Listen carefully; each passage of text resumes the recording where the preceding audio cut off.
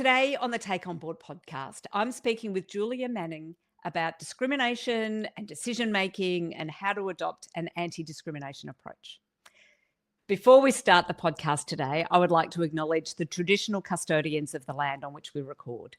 For me, I am on the unceded lands of the Wurundjeri people of the Kulin Nation, and I pay my respects to elders past and present. I also pay my respects to any First Nations people who may be listening today. I acknowledge their continuing connections to land, waters, skies, culture, and country. I support Voice, Treaty and Truth for Aboriginal and Torres Strait Islander peoples, and I encourage others in the Take On Board community to do the same. Now, let me tell you about Julia. Until recently, Julia was Vice Chair of Women with Disabilities Victoria, and she currently serves on an advisory board at Deakin University. Julia is a researcher and a human rights advocate at the Victorian Equal Opportunities and Human Rights Commission. With a keen focus on justice and inclusion, Julia blends her expertise in discrimination, human rights, and organisational change to drive meaningful reform through the Commission's Human Rights Solutions consultancy services. Julia's academic work spans both domestic and international settings, with a focus on promoting the rights of people with disability in accessing human rights advocacy services. Julia is an experienced board director and consultant with recent work to promote human rights and inclusivity in the updated Australian dispute resolution standards. In the boardroom, Julia applies her extensive knowledge of Victoria's equal opportunities and discrimination law to ensure that board decisions and interactions are non-discriminatory and inclusive, much of which we will explore today. So welcome to the Take On Board podcast, Julia. Thank you so much for having me. It is fabulous to have you here. Before we hit record, we were geeking out a little bit about governance and decision-making and human rights and so on. So I'm glad that we're now recording so that we can hear some of it. But Yes. before we dive into that, dive into discrimination and decision-making, as always, let's dig a little bit deeper about you. So tell me, where were your parents born, and do you know where your ancestors are from? I do. So my parents were both born and raised in New South Wales. My mother was raised sort of all over, including several years growing up on an Aboriginal mission in New South Wales. My father is a working class boy from Newcastle of Swiss and English descent, and I certainly adopted his complexion. But yeah, my ancestors on my mother's side are actually not Aboriginal, as we all thought for a very long time, until genealogy tests popped up, but mixed African and Caribbean, with also a very strong Scottish line in there as well. Interesting. Oh, that part of did you do that DNA testing, or did your mother do that DNA testing? Yeah, And that's where she did, interesting. yeah. I haven't done that yet. I think it would be pretty interesting to do. Okay. Definitely.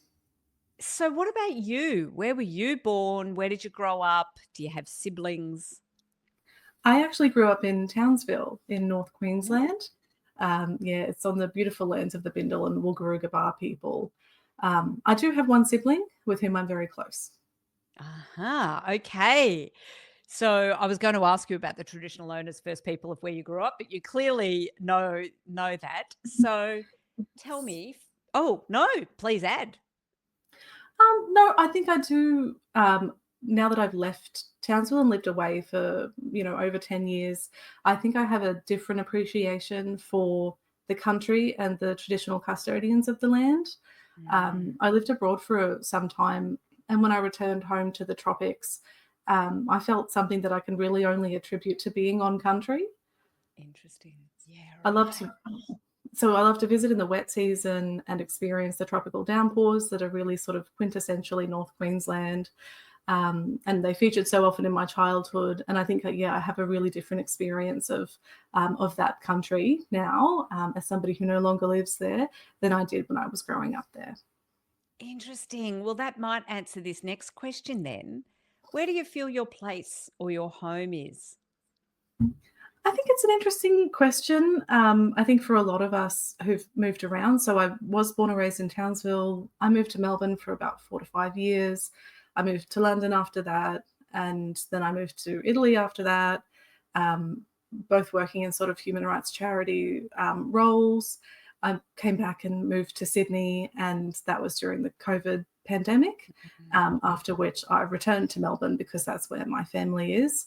So I couldn't say that home is anywhere other than Melbourne because that's where my people are. Oh, well, we are very happy to have you here in downtown Melbourne. One final question before we dive into the topic. How many languages do you speak? I think I would say confidently that I speak maybe 2.5. I am I am a classic Australian person who loves to learn languages but never gets the opportunity to Yes. practice them. I speak very conversational levels of German and Italian. hmm People on the podcast will know I'm doing Duolingo Italian, but I don't think that counts at all. It wouldn't even get to 0.5, I don't think. We have a little accountability group at the commission of all of us who are learning Italian. You're very welcome to join. Ooh. I think it's great to have people who are holding you accountable, except the owl, Oh, who does a great job at shaming you. yeah, he does, doesn't he? Yes. Okay, I'm in. I'm in for it. Good. All righty, Julia. So thank you for sharing some of the background. We love to know the full person. Not that you get the full person in 3 minutes, but you get a little bit more of what the full person is about. And then we dive into their expertise. So let's do that now. So I said at the top of the episode, this is about discrimination and decision making. Boards do lots of decision making. It's absolutely not all of what they do, but it is a key part of what boards do. So for boards to make good decisions, they need to make those decisions that aren't discriminatory. So where should we start the conversation about this for boards? It's a very good question. Where should we start? Because I think you could start in a few different spaces. I think what's good for me to sort of speak about is the different types of discrimination. I think that there are a few things that we all commonly understand discrimination to be, but what I'll talk about is direct discrimination, indirect discrimination, and substantive equality. So those are all fairly technical terms, but my mission in life and today is to make it accessible for people to understand their rights and responsibilities to the best of my ability. And as we were talking about before, it's really easy for me to believe that people have a really good understanding of discrimination, particularly my peers in the public sector and in the board environment. But I think it's really easy to assume that we all live in the same bubble and that knowledge of discrimination is out there when, in the reality is, I was talking to somebody the other day and they thought that we were, dealing with worker exploitation at the commission, which simply isn't really the case. And this knowledge of discrimination is so vital for board directors. Absolutely. Okay. Well, then maybe let's start there with what is, I scribbled them down as you were saying, what is direct discrimination? What is indirect discrimination? And here's one I haven't heard before. What is substantive equality? Let's start with that. Sure. So direct discrimination is what most of us understand discrimination to be. Exclusion on the basis of your characteristics, such as the refusal to let somebody of a particular ethnicity into a store. We saw this frequently during the COVID-19 pandemic when many complaints were raised about discrimination against East Asian people during that time. And there were refusals. There were examples on trains of people discriminating against each other and in employment, things like that. So that's direct discrimination, when somebody is directly discriminated against on the basis of their characteristics. The more insidious and therefore potentially more necessary to unpack today is indirect discrimination. This is what happens when systems and structures, policies and processes work to indirectly discriminate against a person or a group. We see this very often with attempts to make one rule or requirement apply equally to everyone in the name of equality. But what actually happens in these situations is that it often disproportionately impacts people of particular characteristics. So an example of this, an example of indirect discrimination could easily be found in board activities. If you consider the actions of a governance committee who are reviewing the organisation constitution or the board constitution, You might think that specifying the method in which people attend board meetings or submit applications or even vote during board meetings is par for the course. However, when the conditions of board duties are too prescriptive, they can easily impact particular groups more than others. So requiring everybody to vote verbally with no captions, no translator, that could certainly impact a board member who has a communication disability or somebody who is deaf, for example. Similarly, requiring in-person attendance, it might indirectly discriminate against somebody with caring responsibilities. And this may be why we see fewer people with disability, parents and carers, or First Peoples on Australian boards. Yeah, interesting. I'm facilitating a workshop very soon with a board, and one of the board members is non-verbal. So it's interesting, that example, because she does not verbally kind of agree to resolutions or whatever it may be. It's all through her reader. So that's, yeah, it's interesting. So does some, I don't think I've seen this, do some constitutions or maybe some, board manuals and so on, would they specify things like that level of detail for things to be verbally consented to, for example? I think what we most often see is that everything has to be done in writing. Yes. Yeah. So making applications, they all have to be done in True. writing, things like Yes. that. That's a really common, I think, Yes. It's a common, I wouldn't call it necessarily a faux pas, because having things in writing is really important for decision making. We need to keep records of everything. Yes. But not in every circumstance. You can have an interview that's done through video these days. Everyone's on Zoom and Teams. And I think that's reduced some of the reliance on having everything done in writing. Yes. But that can be a really obvious barrier for people with disabilities, but also people who have low levels of literacy. I mean, during COVID-19, we saw the reading writing hotline that skyrocketed the number of people who were calling them, because everything was being done on the computer during COVID-19. People couldn't go into, a Centrelink service face to face, or even a shop to get a new phone or something like that. It all had to be done online, and that had really clear impacts on people, for whom that's an access barrier.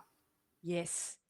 Yes. And certainly, the other one you mentioned about meetings, like times of meetings even. I was with the board Definitely. recently and talking about their next round of recruitment. It's like, oh, well, board meetings are whatever it was for them, Thursday afternoons. And it's like, well, when was the last time that was reviewed?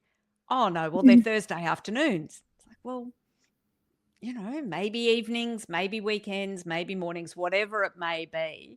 But checking in with the board, I think what I'm hearing is checking in with the board or even the prospective board about what the best times might be, the best locations might be, those sorts of things will help.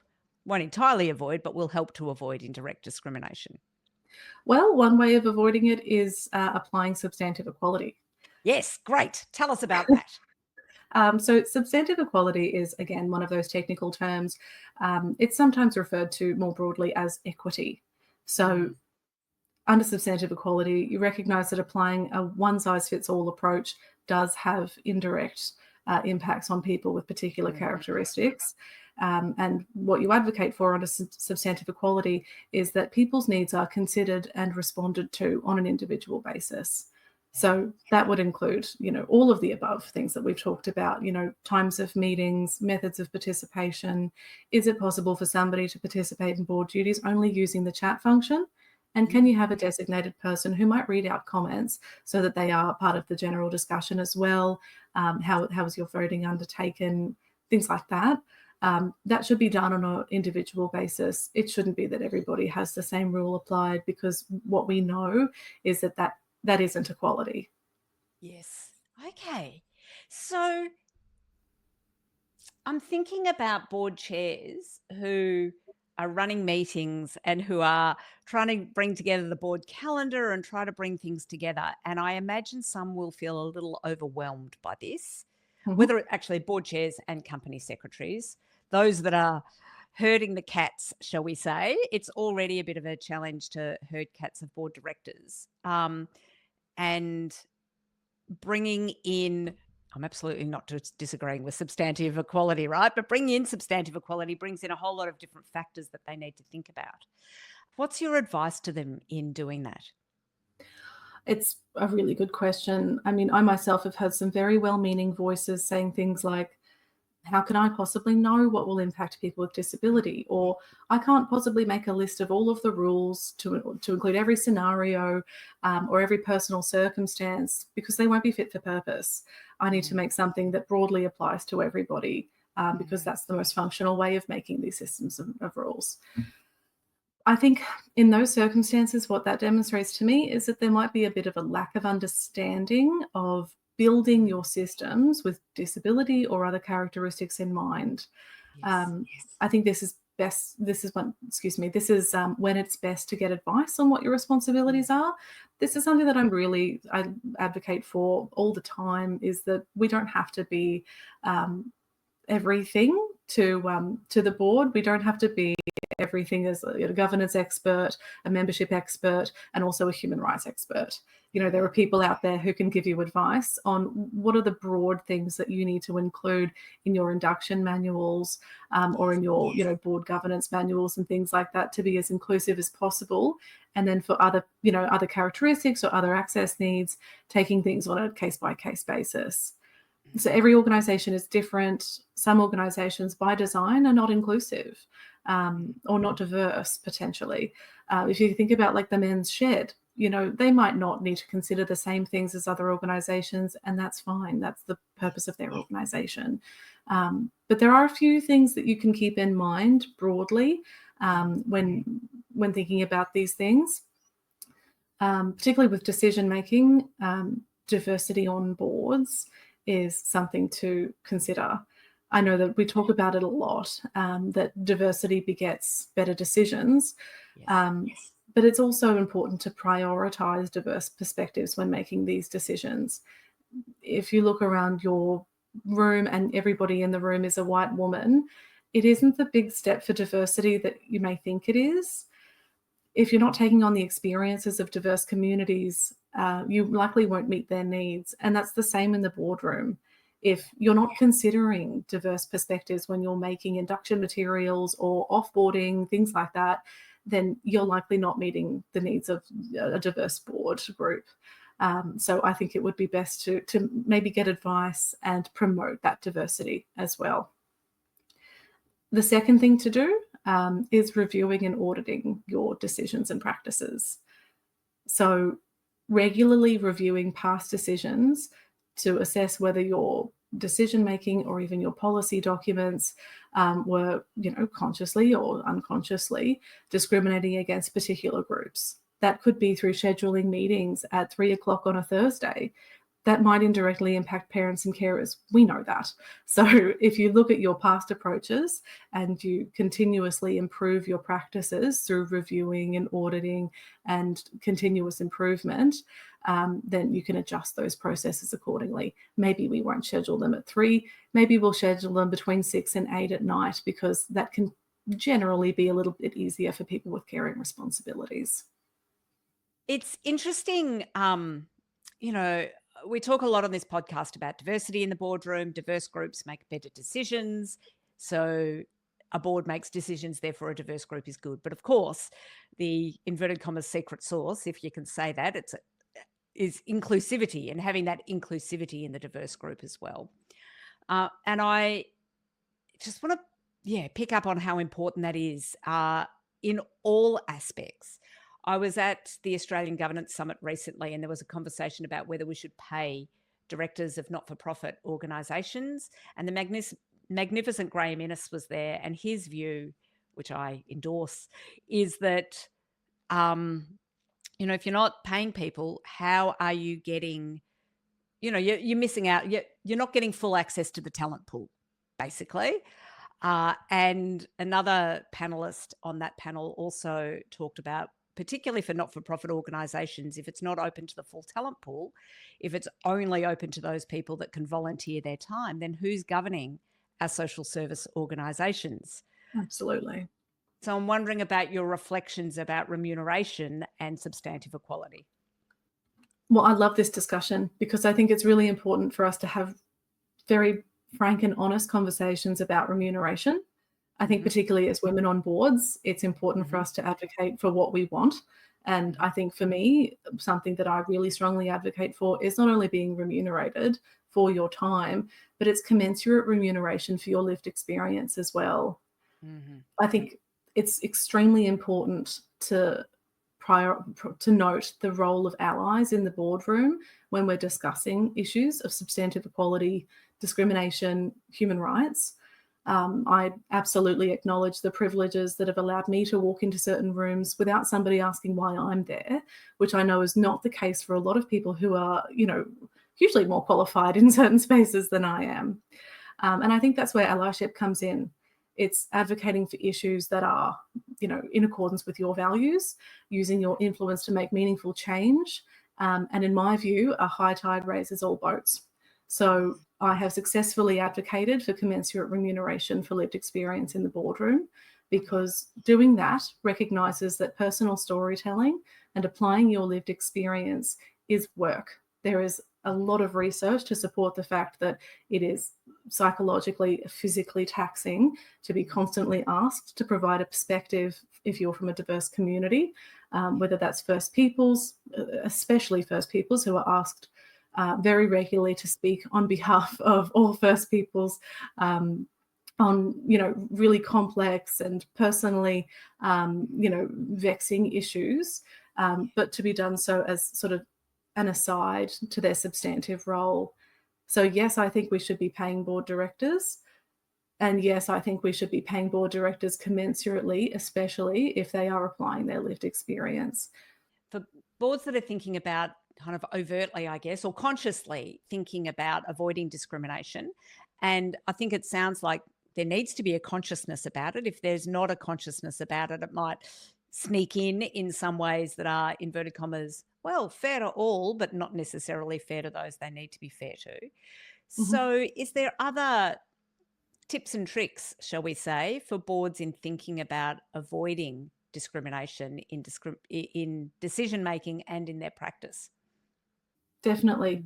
An area where I have seen boards fall short is on reflective practice. Mhm. And this would be separate to reviewing decisions and auditing. This would be specifically reflecting on decision making and reflecting on the impact of your decisions. We've spoken about a lack of diversity in the boardroom, which I consider to be one of the most pervasive and ubiquitous issues in boards. But yeah, I think the other key area that limits the effectiveness of boards as it relates to human rights impact is that lack of reflective practice. There needs to be a space where board members can discuss their decisions and assess what went wrong in certain scenarios, learn from their mistakes, and improve the next time they make decisions as a group. Um, it takes humility and it takes vulnerability and honesty, but that's not too much to expect from ourselves, is it? And I think that goes back to the assumption about, our levels of expertise that can limit our openness to receiving advice. Mm. So many organizations only receive advice on human rights and discrimination issues when it's too late, when a Yeah. complaint has been raised or when something has been, brought to the media. But the experts are out there, just pick up the phone. You don't have to contain multitudes. You can just ask for help. When you're making the systems, think about, how can I embed human rights into this policy? How can I embed an anti-discrimination framework into this recruitment practice? Because that's a huge area where people lose access to board work, is in recruitment, and just get advice at that stage rather than waiting until something goes wrong and you've got to sort of look at the redress. Yes. And even possibly thinking about, oh, we advertised this board role, we didn't get applications from First Nations people, people with a disability, whatever it may be. It's like, oh, I wonder why not. I wonder why Absolutely. that happened, because we know people, from various different backgrounds are interested in board roles. So if they're not coming, why are they not coming to you? So that reflective practice, I'm interested there.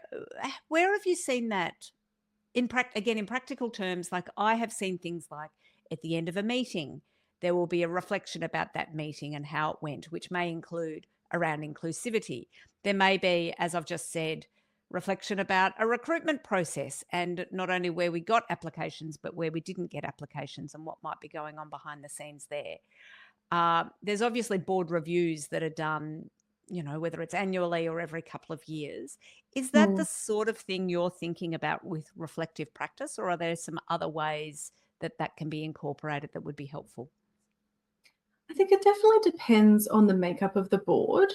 So if you have a board that has sort of decisions made by committee, you might have, a governance and risk committee or a membership committee or finance, things like that. Then I would think that at a committee level, including reflective practice as business as usual would be appropriate. So if you were reviewing back to the reviewing the constitution, you may have engaged a contractor to help you with the legal side of things. You may want to reflect about, whether that was something that was worth the money. You may want to reflect about whether that was something that, got you as much value as you were looking for. But you also might want to reflect on whether that's improved the quality of the product, how you worked with the external contractors, what your tender processes were. And I think that's a very sort of governance-y style example. But if you're looking at membership issues as a member organisation, for example, you're constantly doing things like 360s, I would imagine, with your member group, looking at what the membership is interested in, what services they would like, how you can improve their awareness of board activities. It's important that you don't just take these pieces of really valuable data and just put them in a folder on the shelf, that you reflect as an individual on how you can improve, you reflect as a committee or as a group, and then you bring that up to the broader group as well. I think we could improve in these areas, and I think that could be done by, leading in this area of practice, or that we haven't done so well in this area. And having those brave conversations. I know that there's a lot of egos in the room a lot of the time. So sometimes it can sound like, well, that's nice in theory, but it might not be such a psychologically safe space for a lot of people to share that vulnerability. But yeah, if you embed it into that sort of project style, reflective practice at the end of a piece of work, that can be an easier way to make it sort of business as usual and not reliant on personalities. Yeah, nice. Yeah, I have worked in an organisation previously where at the end of each project there was a lessons learned process done, and that might be the sort. Absolutely. Yeah, great. Oh, Julia, so much in here. What are the key things you want people to take away from the conversation that we've had today? So those three things that we talked about earlier, I think are absolutely fundamental for board members to ensure that they have at least a sort of standard understanding of, what is direct discrimination? It's directly discriminating against somebody on the basis of their characteristics. Those characteristics might be something like age, race, gender, LGBTIQ, carer status, disability, of course. And then there's indirect discrimination. So is this decision, is this rule, is this policy that applies to everybody disproportionately impacting some people? Am I giving gold stars to everybody who attends every meeting in person when I know that some of the reasons that people don't attend in person is because they have caring responsibilities, or because they, might have disabilities that mean that they can't attend in person all the time. They need to be at home. And of course, what's the antidote? Applying a substantive equality sort of mindset, I would say, is we look at everybody's individual needs. We respect that people are not homogenous in any way, particularly even people that might share similar characteristics, they won't be the same. Everybody has individual access needs. Everybody has ways in which they can show up to be their best self. And it's not about a deficit or a scarcity mindset. It's not who's got the most pieces of the pie and can we afford to give it to somebody else. It's how can we enable people to show up and be the best they can be in the boardroom, because that's what we want. Absolutely. And in a conversation with Sarah Harrop recently about neurodiversity in the boardroom, as was often reflected there, accessibility for some people often actually means greater accessibility for all as well. So it doesn't have to mean that, but it can mean that as well. Absolutely. Designing systems around disability is proven to show that other groups benefit. If you design Absolutely. your service to be accessible to people with communication access needs,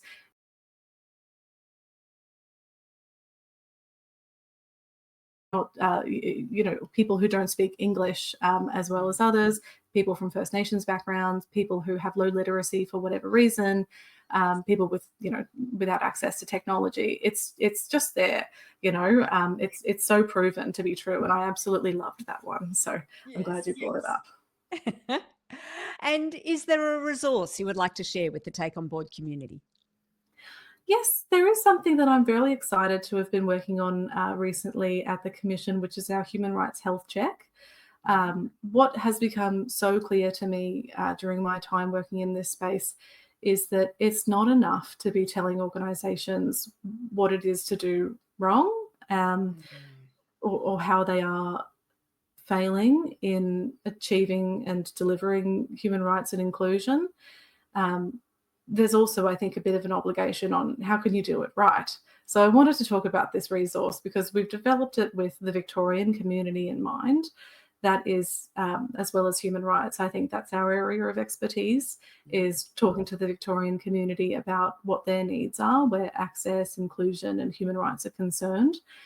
So we've created this human rights health check that looks at the systems and policies and processes that are in place at an organisation, and it conducts it's a diagnostic tool that will help in understanding the gaps in those systems. So how far into the leadership, up the leadership ladder can somebody go without dropping off because of particular characteristics like caring responsibilities or disability?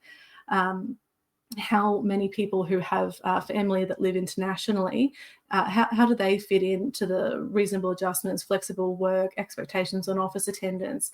Where's the gap for them? So this tool helps us to sort of, I guess, understand those gaps, because often it's not just about people and their understandings and practice of human rights. It is the systems that Yeah. have a huge role. I think it's 50% people, 50% systems. So yeah, it's really exciting to be working on something that can help to really address that for organisations. I'd be very happy to discuss that with anyone who's looking to improve their policies. Fantastic. So is that the health check? Is that online? Is it a document? Because I'd love to link it in the show notes. Are we able to do that? Well, we do have a web page that's got a bit of information about it, so I'll Great. certainly give you a link for that one. Fantastic. All right. So, folks, have a look in the show notes and you'll find a link to that. Oh, Julia, thank you. So much in here for boards to think about and to, I guess, to make inclusive practice just day to day business as it should be. So much in here that I think will be helpful for boards in thinking that through. So, thank you so much for taking the time to share your wisdom with the Take On Board community today. Thank you for having me, Helia. It's been an absolute pleasure.